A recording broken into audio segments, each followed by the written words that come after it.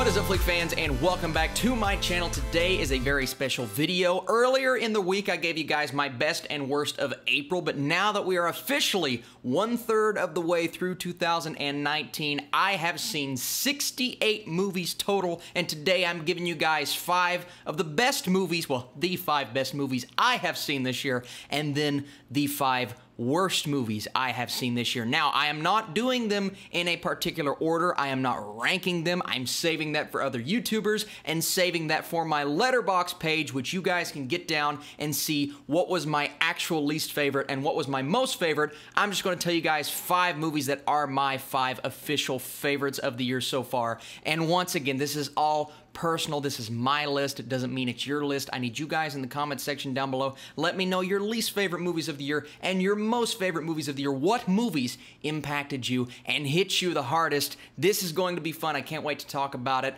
Let's get into it, starting with the worst. Once again, doing this in no particular order. I'm going to start us off with Serenity. That's right, the Matthew McConaughey film. All right. This thing was weird, man. This was a very oddball film. It is not what you anticipate going in from the trailers, the marketing, the cast, Anne Hathaway and Matthew McConaughey. You think Interstellar, right? You thinking that quality of movie. Well, not exactly. Now, I do know people that think this film is really bad, but they love it because it's so odd and strange and weird, and it takes turns later on in the film that just go in a direction that you don't anticipate. Now, in my opinion, those directions that the movie goes in, they're ridiculous, and they make the movie something that I believe is worth skipping, but other people believe that those directions are so insane that it makes the movie fun in this weird, like, The Room way, which is pretty interesting to me. So I'm not going to sit here and say Serenity is not for everybody, but it wasn't for me. Another movie that's in my top 5 worst of the year is Hellboy, and I talked about it earlier this week. It was my least favorite movie of April, so you know it's down there, but this movie just fell flat on every single level. I don't want to hash brown everything out again. I just think David Harbour was not miscast because he was great as Hellboy, but the movie that was surrounding him, everything from the acting to the directing, which is crazy because I like Neil Marshall as a director, and the writing. This is a superhero movie that does not belong in 2019. We have learned from the mistakes that Hellboy makes. It should not have done what it did. I thought this was going to be dark and edgy and fun in its own way, but still pushing the Hellboy envelope, what we have seen and read in the graphic novels and comics.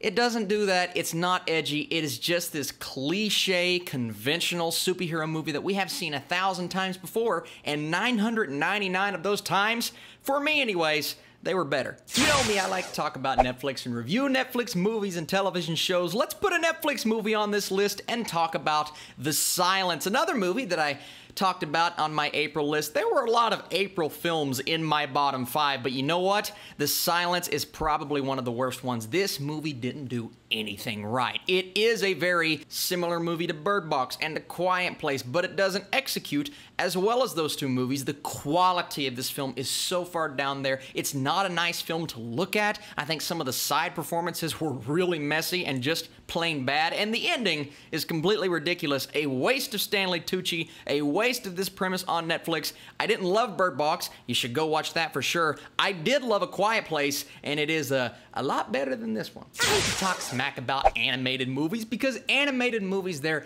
intended for children, clearly. No, not necessarily. Into the Spider-Verse, a lot of Pixar films, and there have been animated movies within the last few years that have given the audience on both sides, kids and adults, exactly what they needed. But Wonder Park is not one of those. Wonder Park was ridiculous in nature, but it also tried to be edgy, but not appealing to kids and adults edgy, just like super over-the-top edgy. They almost swore, but then they didn't swear. There are parts in the movie where they leave kids on the side of the road and just drive off with a bus full of children. There are weird things in this film, and it tries to be this really colorful, visual splendor type film that has characters, aka kids, do things in this movie that kids just do not do in real life, and the ending, the third act, is completely ridiculous. I didn't care about any of the characters. The voice cast, it could have really been anyone because nothing or no one was appealing in this movie. It just fell completely flat. Wonder Park is the biggest miss in animation I've seen in a long time. I haven't seen Norm of the North 2 yet. I've heard that's really bad, but if it's worse than Wonder Park, my God. And finally, the last movie I'm talking about in my bottom 5 of the year so far is another movie starring a movie star who just makes bad decisions every now and then. And no, it's not Matthew McConaughey. It is Keanu Reeves in Replicas. Replicas was just as bad as I anticipated from the trailers and the shifting of release dates, but it may have actually been worse. When I first saw it, I said, you know what, this is really bad, and it's absolutely going to be one of the worst movies I see this year, but I'm like, there's something about it that I kind of enjoy. Maybe it's just Keanu Reeves over-the-top acting in a premise that is so ridiculous. The fact that I don't even want to go into the plot. I want you guys to see this for yourself. Put yourself through this madness. I implore. You know what? I don't, because Replicas is not worth it. It is a cliche, conventional, predictable sci-fi movie that you've seen 1,000 times before. You don't care about why he's doing this. You don't care about the family. You only care because it's Keanu Reeves. And even then, he can't save this complete mess, guys. Those were my 5 worst movies of the year so far. Once again, to see the ranking, go check out my Letterboxd page. That's in the description below. Now let's talk about the best movies I've seen this year, and we will start off on a really high note. I'm just going to get it out of the way. I'm going to talk about Avengers Endgame again. Not that I've already done that enough this week. Of course this is in my top 5. Of course this is probably number 1. I'm not giving anything away, but I love this movie so much. I just went and watched it again this morning, and I have to say, guys, I liked it even more the second time. Now, I'm seeing complaints and things on Twitter and people talking about the time travel and how ridiculous certain things were. I do have explanations, and I do have theories about pretty much everything that people are complaining about.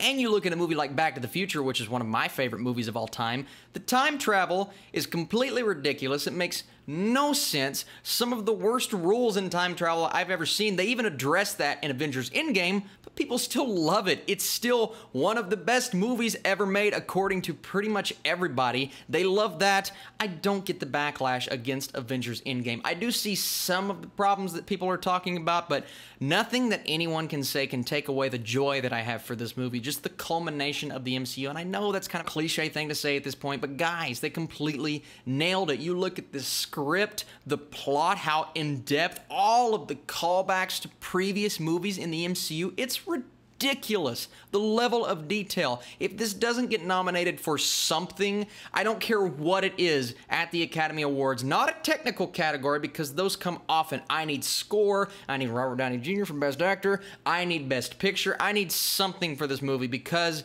it's remarkable. It's a feat. I hear the complaints. I don't care. I push them to the side because I love this movie. It is absolutely in my 5 best movies of the year. Another movie to talk about is Fighting with My Family. Guys, this is a WWE movie that I expected to be okay, but I didn't expect it to still be in my top 5 of the year going into the month of May. Guys, I love this movie. It was so fun, so funny. The cast is fantastic. You have Cersei, you have our boy from Shaun of the Dead, you have The Rock making a prolonged cameo in the movie, but this movie is all about Paige and Florence Pugh, who plays Paige. She is so good in this film. She just got cast in the Black Widow movie. I can't wait to see where she goes in the future because her career is so bright after this film. The lovability of this character, the family relationship, the dynamics, and the humor in this film was so great, was not over the top. It was perfect. Still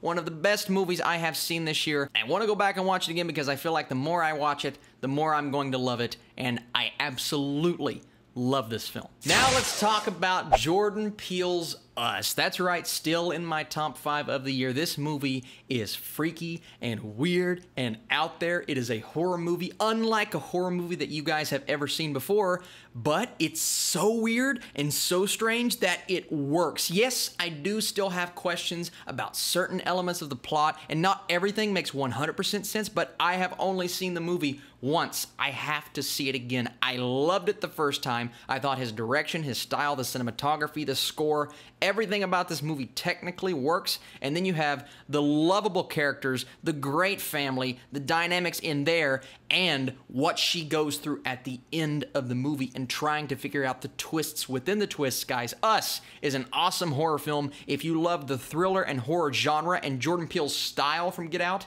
I recommend this, even though I will still say Get Out is better at this point in time. I had a lot of people ask me that in the comments, but Us, still my top 5 of the year. Here's a movie that probably not a lot of people have seen, and that is Dragged Across Concrete, from the director of Brawl in Cell Block 99 and Bone Tomahawk, 2 movies that are over-the-top violent. They have this sense of style about them that I just don't see replicated in modern cinema. S. Craig Zahler is a very different kind of director. We don't have movies like this very often, and I really enjoyed Dragged Across Concrete because of the raw nature to the characters, the way that they went about the situation, the nature of where they are at in their lives, how that is portrayed on screen. Guys, it is a very long film. It is 159 minutes long. That is a long movie, but 2 of my favorite movies of the year so far, Avengers Endgame and Dragged Across Concrete, have been like 3 hours long, and they have both worked so well, guys. I love where this story went. It is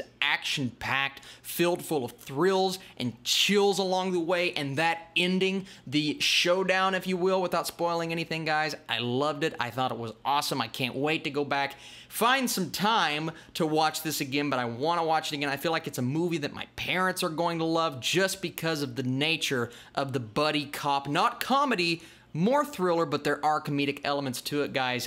This is just my kind of movie. I know not a lot of people are going to love this like I love it, but if you like the raw, extremely violent action, crime, drama genre, then I think you're going to enjoy this movie, and I would absolutely recommend it. Now, the final movie, number 10, that we have talked about in this video, and another movie that is still in my top 5 favorites of the year, that is How to Train Your Dragon 3: The Hidden World.